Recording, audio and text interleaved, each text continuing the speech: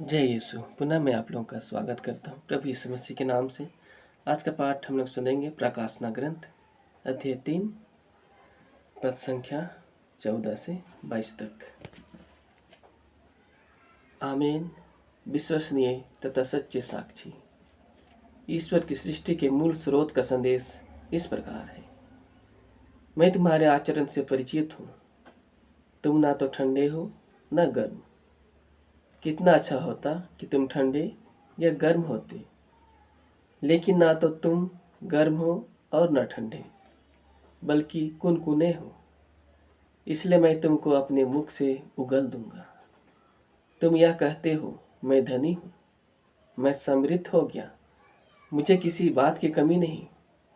और तुम यह नहीं समझती कि तुम अभागी हो, दयनीय हो, दरिद्र, अंधे और नंगे हो। मेरी बात मानो, मुझसे आग में तपाया हुआ सोना खरीद कर धनी हो जाओ।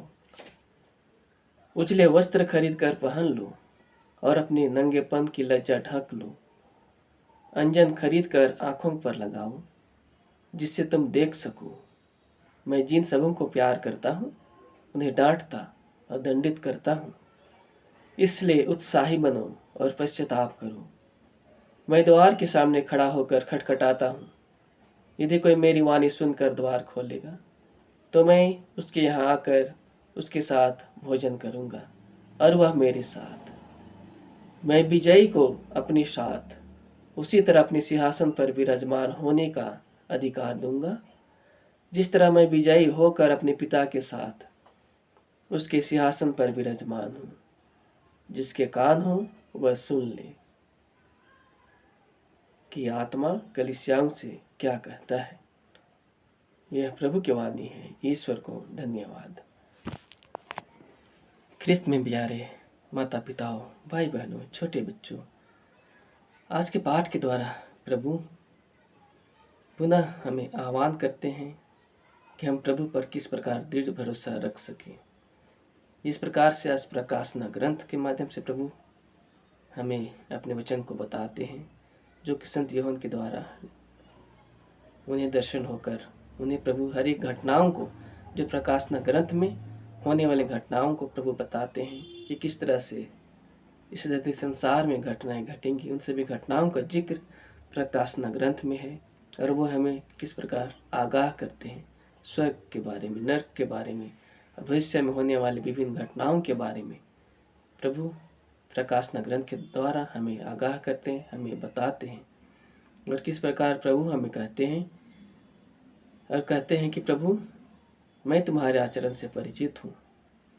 तुम ना तो ठंडे हो और ना गर्म, बल्कि तुम कुनकुने हो।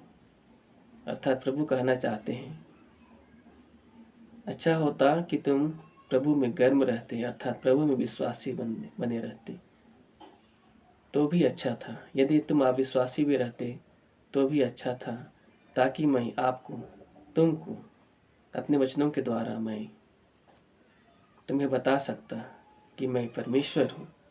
लेकिन तुम कुनकुने हो, अर्थात न्यूट्रल हो। न्यूट्रल में जो कि गाड़ी न आगे जाता है न पीछे जाता है, उसी प्रकार प्रभु हमें कहते हैं तुम कुनकुने हो, अर्थात तुम्हें प्रभु के वचन के प्रति कोई भूख नहीं है, कोई प्यास नहीं है। इसलिए प्रभु कहते हैं, अच्छा होता कि तुम गर्म रहते या ठंडे रहते, तो मैं तुम्हें तुम्हारी स्थिति के अनुसार मैं तुम्हें अपनी ओर आकर्षित करता और तुम मेरी ओर आते। और वचन कहता है, तुम यह कहते हो कि मैं धनी हूँ, मैं समृद्ध हूँ, मुझे किसी बात की कमी नहीं, लेकिन तुम नहीं जानते कि तुम अभागे हो, दयनीय हो, दरिद्र हो, अंधे हो, नंगे हो। प्रभु कहते हैं, तुम अपने आप पर घमंड करते हो। मनुष्य अपने आप पर घमंड करता है कि मैं धनी हूँ, मेरे पास बहुत सारे पैसा है, रुपया है, बहुत सारा धन दौलत संपत्ति है। लेकिन प्रभु की दृष्टि में वो सभी चीज़ें सब छोटा है। प्रभु की दृष्टि में हर एक धन दौलत का कोई मायने नहीं है।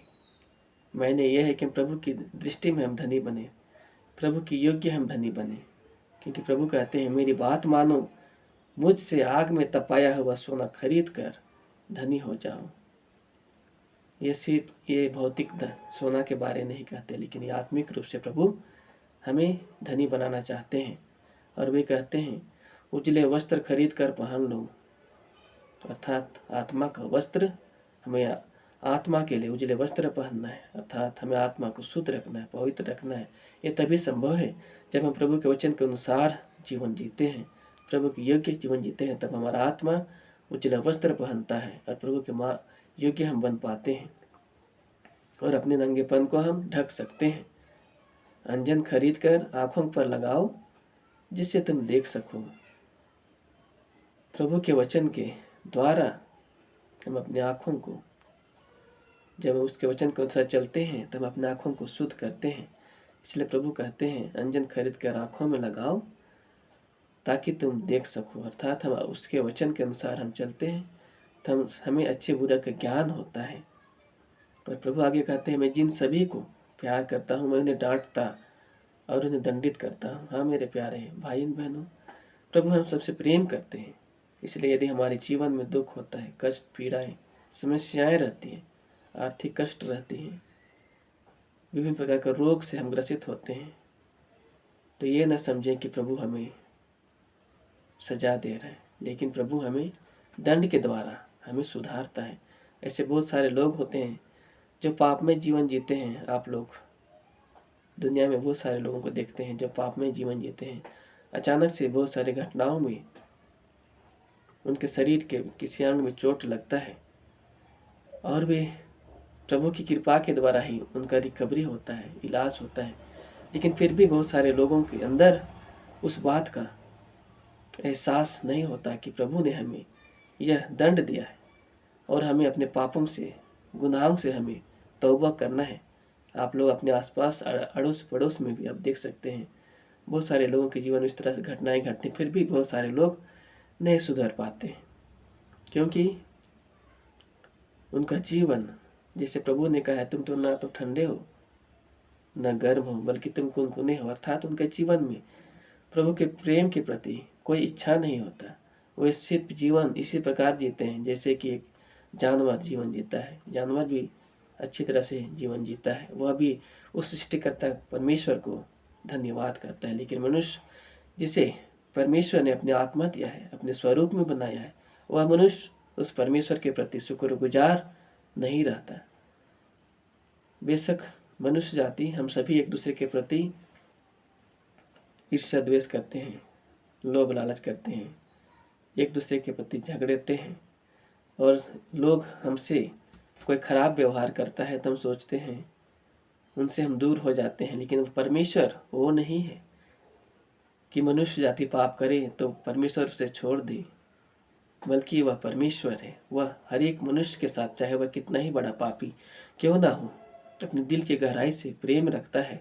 इसलिए हम मनुष्य भले ही एक दूसरे के साथ हम दूर चले जाते हैं, लेकिन वह परमेश्वर कितना ही गिरा हुआ इंसान, कितना ही पापी मनुष्य हो, उस मनुष्य के प्रति वह अपना प्रेम रखता है और उन्हें दंड देकर उन्हें सुधारने की कोशिश करता है। लेकिन बहुत सारे लोग उस दंड को भी नहीं समझ पाते और वह पुनः उन्हीं पापों में जीवन को व्यतीत करने लगते हैं। इसलिए प्यारे भाई बहनों, यदि आज आप लोग इन वचनों को सुन रहे हैं तो विश्वास करिए कि अपने जीवन में यदि आप पापमय जीवन जी रहे हैं और यदि आपको किसी प्रकार से दंड मिला है या दुर्घटना के द्वारा या किसी प्रकार के द्वारा, तो प्रभु समझिए कि यह प्रभु की ओर से तुम्हें दंड मिला है और यह दंड के द्वारा तुम्हारा जीवन में परिवर्तन होने पाए और तुम प्रभु के सामने आ सको, अपने जीवन को परिवर्तन कर सको।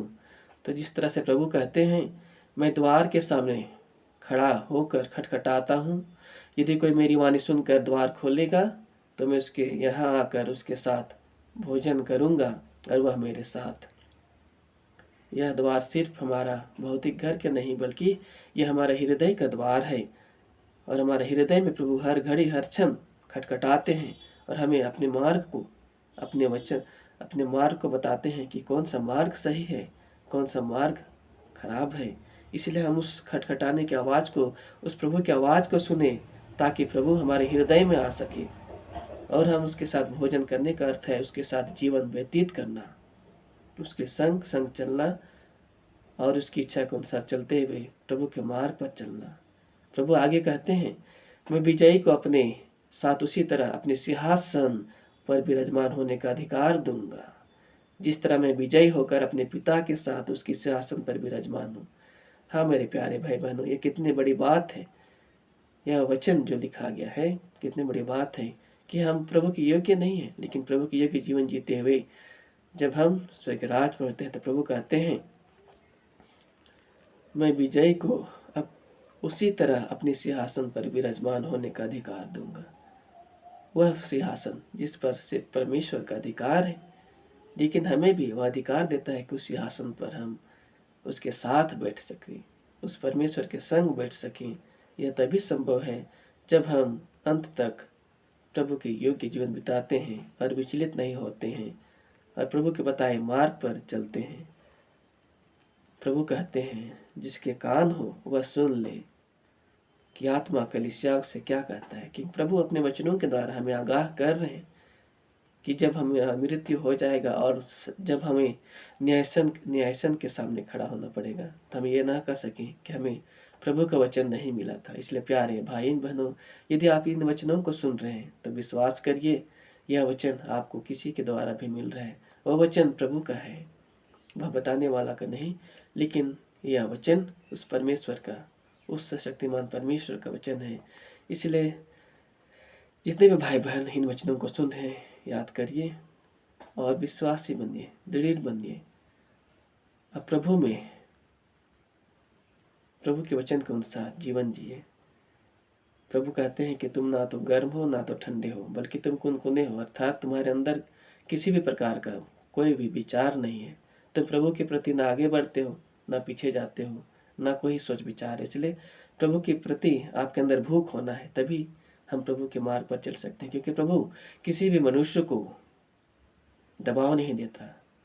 ये नहीं कहता कि मैं सर्वोच्च परमेश्वर हूँ तुम मेरी आराधना करो। वो किसी को दबाव दे के नहीं कहता, बल्कि वह कहता है तुम मेरे पास आओ, क्योंकि मैं जीवन का जल हूँ। वह जल, जो जल को तुम पी के तुम्हारे आत्मा तृप्त हो जाएगा। तुम दुनियाई जल को जब पीते हो तो तुम्हें फिर प्यास लगता है, लेकिन तुम प्रभु यीशु मसीह को जब पियोगे तो तुम्हें अपनी आत्मा में तृप्त पाओगे, तुम्हारा आत्मा तृप्त हो जाएगी। इसलिए प्यारे भाई बहनों, उस परमेश्वर के प्रति हमें वफादार रहना है और इन वचनों के प्रति भी वफादार रहना है, ताकि हम उस परमेश्वर के योग्य जीवन जी सकें। तो आइए भाई एवं बहनों, हम प्रार्थना करें कि प्रभु हमें शक्ति सामर्थ प्रदान करें कि हम उसके योग्य जीवन जी सकें। हे सशक्तिमान परमेश्वर, पुनः प्रभु आज के सुंदर दिन के लिए प्रभु धन्यवाद करते हैं। धन्यवाद सृष्टिकर्ता परमेश्वर, धन्यवाद प्रभु, तेरी महिमा, तेरी स्तुति, तेरे गुणगान हो। पिता पुत्र पवित्र आत्मा परमेश्वर, धन्यवाद धन्यवाद धन्यवाद कि प्रभु आपने हमें नया जीवन दिया। पिता हमें रात भर संभाला खुदावन, परिवार के प्रत्येक सदस्यों के लिए भी प्रभु धन्यवाद कि प्रभु हमेशा परिवार सुरक्षित रखा। हमारे आस पड़ोस के हर एक लोगों के लिए भी प्रभु धन्यवाद धन्यवाद धन्यवाद प्रभु। इस वक्त प्रभु जितने भी भाई बहन प्रभु आपके वचनों को प्रभु सुन रहे हैं, पिता उन सभी के लिए भी धन्यवाद कि प्रभु आप अपने वचनों के द्वारा प्रभु हमें अगुवाई करने के लिए प्रभु धन्यवाद करते। धन्यवाद सृष्टिकर्ता परमेश्वर की प्रभु, आप अपने वचनों के द्वारा हमें हर घड़ी हर क्षण अपने मार्ग पर ले चलते हैं। परमेश्वर उस महान कृपा के लिए धन्यवाद कि प्रभु आप अपने आज वचन के द्वारा प्रभु प्रकाशना ग्रंथ के द्वारा प्रभु आप कहते हैं कि तुम ना तो गर्म हो ना तो ठंडे हो, बल्कि तुम कुनकुने हो।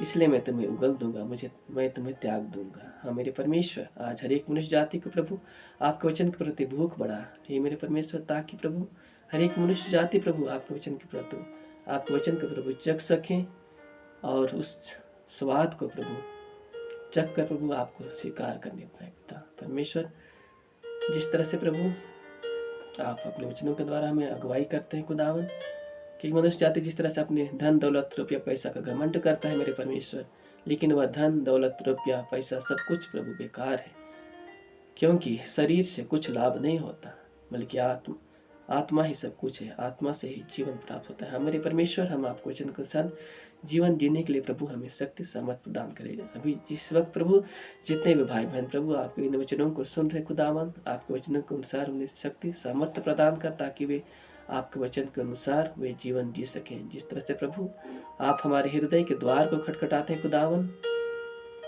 ताकि आप हमारे हृदय में आकर प्रभु हमारे साथ रहकर प्रभु हमारे साथ भोजन कर सके। हाँ मेरे परमेश्वर, हर एक मनुष्य जाति के हृदय को प्रभु तो खोल, उन्हें प्रभु आपके वचन को सुनने की शक्ति सामर्थ प्रदान कर प्रभु, ताकि वे दुनियाई मोह माया में डूब कर प्रभु आपकी आवाज़ को सुन ना सके, बल्कि वे आपके वचन को सुने खुदावन, क्योंकि जिस तरह से वे दुनिया में माया में डूबे हैं खुदावन, इस कारण प्रभु वे आपके वचन को नहीं सुन पाते। मेरे परमेश्वर, उन्हें आशीष दे, कृपा दे कि प्रभु वे आपके वचन को सुन सके मेरे परमेश्वर, और अंत तक प्रभु वे आपके वचन के प्रति ईमानदार रहें, ताकि प्रभु एक दिन हम सभी उस न्यायसन के सामने खड़े हो सके खुदावन, और प्रभु हमें उस स्वर्ग राज में स्थान मिल सके। मेरे परमेश्वर, मैं प्रार्थना करता हूँ जितने भी भाई बहन प्रभु आपके वचनों को सुन रहे खुदावन, उन्हें शक्ति सामर्थ और ज्ञान दे प्रभु, ताकि वे आपके वचन के प्रति ईमानदार रह सके। यह प्रार्थना में प्रभु यीशु मसीह आपके पवित्र नाम से मैं करता हूँ, आमीन आमीन। प्रभु यीशु मसीह आप लोगों को पुनः अगुवाई करें कि आप प्रभु के मार्ग पर चल सके और अंतिम सांस तक आप विचलित ना हो, लेकिन उस परमेश्वर पर दृढ़ भरोसा कर सकें। और जितने भी भाई बहन मसीह होने के बाद भी प्रभु पर उनका विश्वास बहुत ही कमज़ोर है, प्रभु आप सभी को शक्ति दे, सामर्थ्य दे कि आप उस परमेश्वर पर आप सभी का विश्वास दृढ़तापूर्वक बढ़ते जाए। प्रभु आप सभी को आशीर्वाद दे। जय यीशु। पिता, पुत्र, पवित्र आत्मा के नाम पर आमीन।